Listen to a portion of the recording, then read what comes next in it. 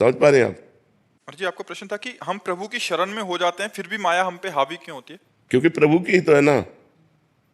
मम भक्ति, ममैवांशो और मम माया, तीनों भगवान की तो है। हम भी भगवान के हैं, माया भी भगवान की है, तो घर के ही घर की बात कर रहे हैं।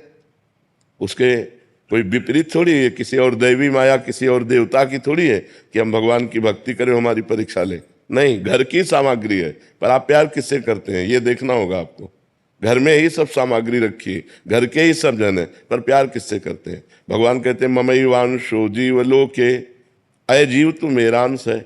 और भगवान कहते हैं मम माया दुरत्यया, ममैवांशो और मम माया और मम भक्त्या, मेरी भक्ति। तो सब कुछ भगवान का ही तो है। तो हम जब सब कुछ भगवान का जान लेंगे तो माया रहेगी ही नहीं। जब हम कुछ अपना मानते हैं, कुछ पराया मानते हैं, तो माया रहती। मैं और मोर तोर तय माया, नहीं, माया नाम की चीज नहीं है। माँ माने नहीं या माने जो, जिसकी सत्ता ही नहीं उसे माया कहते हैं। सब कुछ भगवान का है। नाथ सकल संपदा तुम्हारी, मैं सेवक समेत सुतनारी। तो माया है ही नहीं, कोई बंधन नहीं, कहीं बंधन नहीं है। मेरे प्रभु, मैं प्रभु का दास, सब कुछ प्रभु का, सब में प्रभु, कहाँ माया? और जहां मैं और पराया, मैं मोर तय तोर, वही माया लागू हो जाती है। गुरुदेव भगवान जैसे मन गिरा देता है उस टाइम प्रभु रक्षा क्यों नहीं करते, आप बल क्यों नहीं देते? खिलाड़ी को खेल के लिए मैदान छोड़ दिया गया। अब आप कितना प्रवीणता पूर्वक खेलते हैं ये आपको छूट दी गई है। आप हार जाते हैं या जीत जाते हैं, खेल है ये, भगवान की माया का खेल है। कोई माया पराई हो तो भगवान रोक दे। तुम्हारे सामने संसार के भोग रखे हैं और तुम्हारे सामने भगवान का मार्ग रखा है, सत्य का मार्ग। अब भोग वाले मार्ग में आप जा रहे हैं या सत्य वाले मार्ग में, आपको छूट दी गई है। भगवान ने मनुष्य जन्म में ये छूट दिया है। आप पाप कर्म खूब कर लो या पुण्य कर्म कर लो, या पाप पुण्य दोनों से परे भजन कर लो। भगवान ने अवसर दिया, आपको ज्ञान दिया है। ऐसा नहीं कि आपको ज्ञान ना हो कि क्या अच्छा मार्ग क्या बुरा मार्ग। जब आप बुरा मार्ग चयन करते हैं तो आप ही तो चयन कर रहे हैं ना। तो भगवान का ना दोष है ना माया का दोष है, दोष हमारा है, जिसे भजन के द्वारा, सत्संग के द्वारा, शास्त्र स्वाध्याय के द्वारा हम निर्दोष अवस्था को प्राप्त हो, अपने मन पे शासन करें। हम मन के गुलाम क्यों हो गए? क्यों हो गए? भोगों के लिए तो हो गए। भोगों से हटिए, मन आपका गुलाम बन जाएगा। तो देखो, सुधार हमको अपना करना है, ना कि हमें माया पर लांछन देना है, ना भगवान पर लांछन देना है। आपने कभी देखा माया आके आपको परेशान कर रही? आप विचार करके देखिए, हमारा मन ही माया है। जब मन भोगों की तरफ जाता है और हम उसको सपोर्ट कर देते हैं तो हम गिर जाते हैं, और जब हम नहीं सपोर्ट करते तो हमको जलाता है, व्यथा पैदा करता है। उसे हम सह जाते हैं तो हम आगे बढ़ जाते हैं। उस व्यथा को सहना है जब मन को हम ना बोलते हैं और वो हमें जलाता है। अगर हम उस जलन को सह गए, भगवान ने कहा है मात्रा स्पर्शास्तु कौन्ते शीतोष्ण सुख दुखदा आगमा पाइनो अनित्यास्तास्ति तिक्षस्व भारत। हे भारत, ये आने जाने वाले सुख दुख काम क्रोध आदि, इनको तुम सहो। जो सह जाता है वो भगवान को प्राप्त कर लेता है, जो सह नहीं पाता, भोग लेता है, वो माया को प्राप्त होता है, वो बार बार जन्म मरण को प्राप्त होता है। गुरुदेव भगवान बहुत डर लग रहा है कि आप छोड़ न दे, गलतियां हो जाए तो। आज तक की सारी गलती की नाम पकड़े रहो, नाम। अगर नाम पकड़े रहोगे तो गलतियां भी जो हो गई हैं वो नष्ट हो जाएंगी, आगे होने की संभावना नहीं रहेगी। वर्तमान में जो हमारी कमजोरी वो ठीक हो जाएगी। खूब नाम जप करो, नाम जप करो। सुदीप जैन जी दिल्ली से। राधे राधे। राधे राधे महाराज जी। महाराज जी, इस संसार में व्यक्ति द्वारा प्राप्त की जाने वाली अधिकांश सफलता आत्म परीक्षण का नतीजा है, ना कि केवल योग्यता या चरित्र का। महाराज जी, क्या ये बात परमेश्वर के राज्य में भी सत्य है? नहीं, आप कैसा, आपकी बात हम अभी समझ नहीं पाए, क्या कहना चाहते हैं? नहीं, इस संसार में आगे बढ़ने के लिए जरूरी रहता है कि अपने प्रयास रहें और वो उसको हम आगे प्रोजेक्ट कर पाए, सबको पता चले कि हम ये प्रयास कर रहे हैं। तो नहीं तो सबको सफलता मिल जाती है क्या? नहीं मिलती ना। तो उसमें भी पीछे लगा हुआ प्रारब्ध है। अगर आपका प्रारब्ध सही हुआ तो थोड़ी सी भी प्रयत्नशीलता आपको बहुत ऊंचाई पे पहुंचा देगी। अगर आपका प्रारब्ध बुरा है तो बहुत बड़ा प्रयत्न करने पर हाथ कुछ नहीं लगा, वो असफलता ही हाथ लगी। तो जगत में देखा जाता है दो प्रकार के प्राणियों को, कि थोड़ी सी प्रयत्नशीलता वाले बहुत उद्योगशील हो गए, बहुत व्यापारी धनी मानी बन गए, और एक बहुत पढ़ा लिखा, बहुत प्रयत्नशील, बहुत बुद्धिमान, लेकिन वो कुछ सफलता प्राप्त नहीं कर पा रहा, तो उसके पीछे उसका प्रारब्ध होता है, उसके पाप फल और उसके पुण्य फल। पाप फल है तो उसको गिरा देगा, पुण्य फल है तो उसे उठा देगा। तो प्रारब्ध को हम अगर रोकने की क्षमता रखते हैं तो हम परिणाम को सुधार कर सकते हैं, अन्यथा नहीं। प्रारब्ध को रोकने की क्षमता तपस्या और भजन में होती है। अगर हम भजन कर रहे हैं तो अपने प्रारब्ध को कंट्रोल में रख सकते हैं।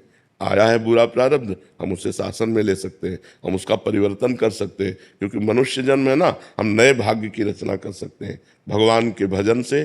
तपस्या का तात्पर्य है अपने धर्म में चलने पर जो हमें ताप मिलता है, जो हमें कष्ट मिलता है, उसको सह जाना ही तपस्या कहते हैं। तो आप समझ पा रहे हैं? तो आपका मतलब था कि अध्यात्म में भी ऐसा होता है? हाँ, परमेश्वर के राज्य में भी सत्य है ये बात। नहीं, परमेश्वर के राज्य में पुण्य और पाप का तो प्रवेश ही नहीं है, वो तो सच्चिदानंद मार्ग है, उसमें ऐसा नहीं। उसमें सफलता कृपा से विशेष होती है। अपना साधन तो निमित्त बनता है, अपना प्रयास तो निमित्त बनता है, लेकिन पूर्णता कृपा से होती है। क्योंकि हम सीमित सामर्थ्य वाले उस असीम परमात्मा को कैसे प्राप्त कर सकते हैं? हम जैसे एक सीपी है, वो समुद्र की था कैसे ले सकती है? सीपी वो समुद्र की, तो हम एक सीपी हैं, हमारी बुद्धि एक सीपी की तरह है और भगवान एक समुद्र है। तो वो कृपा करके हमारे सीपी में आके बैठ जाए वो बात अलग, वो हमारी बुद्धि में आकर के कृपा करके बैठ जाते हैं तो पूर्ण ज्ञान, पूर्ण अनुभव, पूर्ण ब्रह्म परमात्मा स्वरूप हो जाता है। लेकिन उसमें हमारा प्रयास भी, अत्यंत प्रयत्न देखकर भगवान कृपा करते हैं। जब देखते हैं कि रात दिन ये साधना में लगा है, भजन में लगा है, तो वो कृपा कर देते हैं। ऐसे नहीं कि मनमानी भोगों को भोगे, खूब खाए पिए मौज मस्ती से रहे, भगवान कृपा कर दे, ये नहीं। जो रात दिन विकल है भगवान के लिए, तब भगवान की कृपा उतरती है और उससे भगवत साक्षात्कार करा देती है। उसमें शुभ अशुभ कर्मों का नाश होने पर भगवत साक्षात्कार होता है। उसमें शुभ अशुभ, लौकिक उन्नति और लौकिक अवनति, इन दोनों में हमारे पूर्व के शुभ अशुभ का बड़ा योग रहता है, लेकिन भगवत प्राप्ति में शुभ अशुभ दोनों का नाश होने पर योग प्राप्त होता है। समझ पा रहे हैं? सतीश जी छिंदवाड़ा से। श्री हरिवंश महाराज जी, गुरुदेव भगवान आप कहते हैं कि श्री जी के लिए सहज हो जाओ, तो महाराज जी सहज कैसे हुआ जाता है महाराज जी? नाम जप करो, जब अंतःकरण निर्मल होगा तो सहज हो। सहज का मतलब संत हो जाना।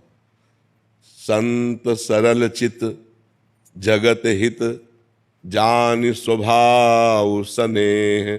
संतों का स्वभाव सरल, सहज स्वभाव, न मन कुटिलाई। मन में कोई कपट नहीं, सहजता। सहज का मतलब होता है जो हमारे हृदय में है वही वाणी में है, वही आचरण में है, कोई छुपाव नहीं, कोई कपट नहीं। भगवान कहते हैं मोह कपट छल छिद्र न भावा। और आज का प्राणी बोल कुछ रहा है और उसी समय उसके मन में कुछ और चल रहा है और आचरण कुछ और है। इसीलिए भगवान की कृपा का अनुभव नहीं हो रहा। किसको भगवत प्राप्ति हुई? भगवान को ज्यादा ढोंग नहीं चाहिए, सीधा सरल स्वभाव। तुम पतित हो तो पतित बन के पुकारो, अभी वो कृपा कर देंगे। लेकिन हम लोग बड़ा नाटक करते हैं, वाणी में कुछ और होता है, हृदय में कुछ और होता है, आचरण में कुछ और होता है। वो अंतर्यामी परमात्मा सब जानता है, इसीलिए सब किसी को उस अनुभव में नहीं आता। और अगर सहज ढंग से, सरल ढंग से जैसे हम हैं वैसे हे पतित पावन प्रभु मैं आप कहूं, तो चाहे जितने नीच हो, अपिचेत सुदुराचारो भजते माम अनन्य भाग साधुरेव समन्तव्या सम्यक व्यवसिता ऐसा। घोर दुराचारी हो, अपिचेत सुदुराचारो, भगवान करे घोर दुराचारी हो और मेरी शरण में अनन्य भाव से आ जाए, मैं उसे साधु बना दूंगा। करो सद्य ते साधु सा, और भगवान जिसे साधु बना दे। आप सोचो, एक पारस मणि है और एक जंगहा लोहा है, छू गई तो सोना बन गया। पारस मणि छू गई, सोना बन गया। जगत का निंदनीय पतित आदमी, भगवान की कृपा हो गई तो महात्मा बन गया, जगत पूज्य बन गया। तो वो अंतर्यामी, उनसे क्या छल कपट चलेगा। इसलिए सहज हो जा, और सहज तभी हुआ जा सकता है जब भजन हो। सहज होना सबसे कठिन बात है। क्यों? जो हमारे मन में, वही वाणी में, वही हमारे आचरण में, तीनों को मिलान सहज है। अगर तीनों एक है कि जो बोलते हो वही करते हो और वही तुम्हारे हृदय में है, तो उसे सहज कहा जाता है, वही संत है। नहीं तो प्रायः वीडियो के सामने कुछ और होता है, कैमरे के सामने, और एकांत कुछ और होता है। बोल कुछ रहा है, हृदय में कुछ चल रहा है, बड़ा नाटक है माया का, तो इसीलिए भगवान की कृपा का अनुभव नहीं हो रहा है।